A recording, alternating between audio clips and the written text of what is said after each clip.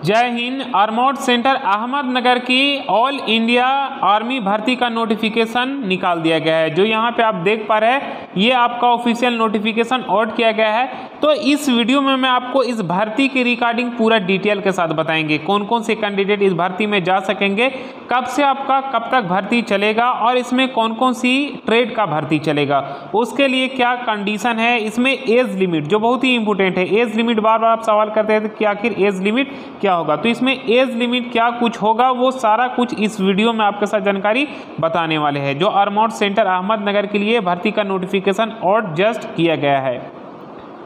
तो चलिए समझते हैं इस नोटिस के माध्यम से क्या कुछ उसका डिटेल है। जब आप इसको देखेंगे तो आप इस भर्ती में जा सकते हैं आसानी से। जो भी योग है उनके पास इस वीडियो को शेयर करिए ताकि वो शेयर करेंगे वीडियो तो उनको समझ में आएगा कि हाँ हम इसके योग है, तो उसके हिसाब से वो भर्ती में जा सकेंगे। तो चलिए समझते हैं A to Z पूरा डिटेल के साथ इस भर्ती के रिगार्डिंग।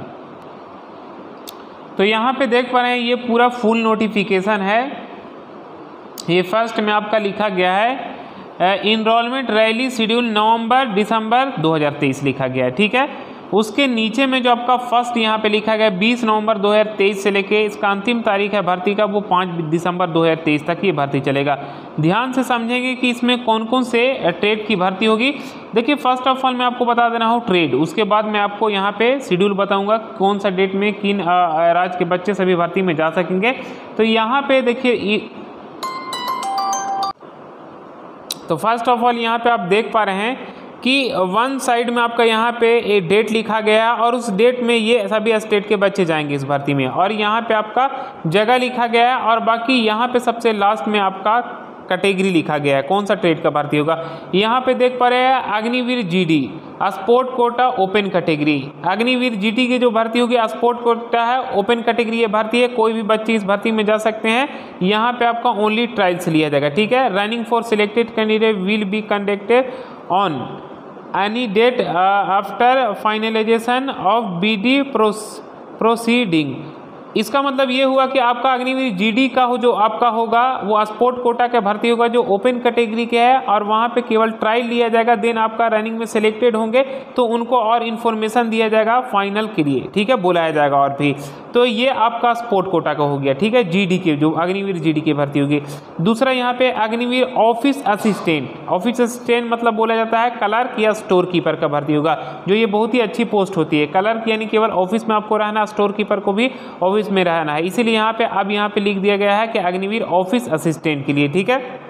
दूसरा मैं आपको बता दूं यहाँ पे बी में अग्निवीर जीडी के लिए, एक तो स्पोर्ट जीडी के लिए भर्ती होगा और केवल दूसरा आपका होगा अग्निवीर जीडी के लिए, क्योंकि जीडी का आपका काम होता है जनरल ड्यूटी होता है। लेकिन जनरल ड्यूटी में आपका क्या होता है कि मेनली जो होता है वो सबसे ज़्यादा जो ड्यूटी होता है वो जीडी वाले बच्चे को होता है। ये नहीं कि क्लर्क टेक्निकल को टेक्निकल से रिलेटेड ड्यूटी मिलता है, क्लर्क को वहाँ पे ऑफिस असिस्टेंट में मिलेगा, स्टोर कीपर में को वहाँ पे ऑफिस में मिलेगा। तो जो जैसा पोस्ट है उसके हिसाब से सबसे ज़्यादा जो यहाँ पे हरासमेंट होता है वो जीडी में होता है, और जो युद्ध वगैरह में भी जाते हैं वो जीडी में तैनात सबसे ज़्यादा रहते हैं, ठीक है। तो यहाँ पे अग्निवीर जीडी के लिए यहाँ पे मेन फौज जो हो गया जीडी के लिए हो गया। दूसरा मैं आपको बता दूँ कि यहाँ पे अग्निवीर जीडी स्पोर्ट कोटा में आपका भर्ती होगा, ठीक है, और यहाँ पे अग्निवीर जीडी केवल आपका वहाँ पे आपको तैनात रख दिया जाएगा, ये आपका जीडी का काम होता है, ठीक है।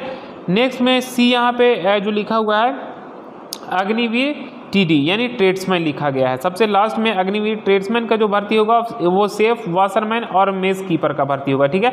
अब चलिए समझते हैं कि ये जो आपका 4 पोस्ट है अग्निवीर जीडी और clerk, store keeper, Agniveer tradesman वगैरह का, तो इसमें क्या कुछ कौन सा डेट में आपको भर्ती में जाना। फर्स्ट नंबर में यहाँ पे 20 नवंबर को लिखा गया है कि mustering and pre screening of sport quota candidate under PTO, ठीक है। स्पोर्ट कोटा के लिए यहाँ पे स्क्रीन लिया जाएगा जो आपका 20 नवंबर के डेट में।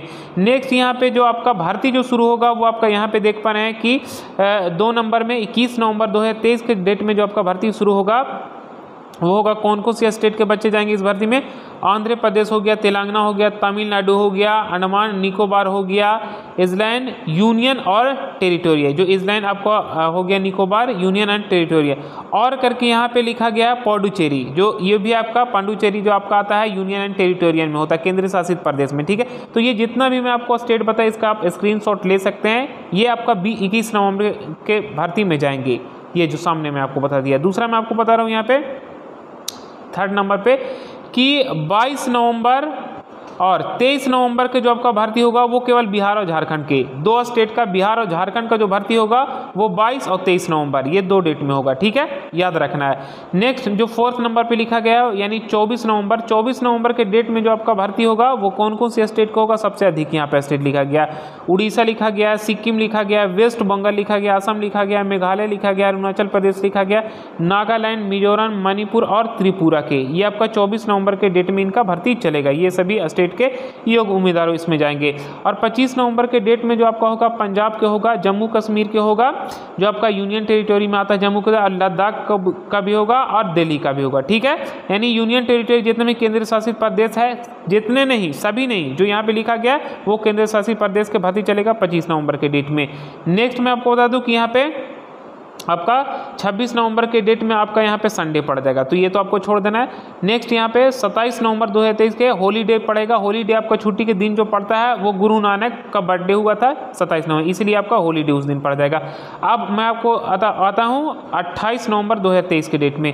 28 नवंबर 2023 के जो भर्ती होगा वो होगा हरियाणा का होगा, हिमाचल प्रदेश और चंडीगढ़ का भर्ती होगा। फिर 29 नवंबर की बात करिए तो 29 नवंबर का होगा महाराष्ट्र का होगा, गुजरात का होगा, गोवा का होगा, दमन और दीव का होगा और दादर एवं नगर हवेली का होगा। ये आपका 29 नवंबर के डेट में होगा।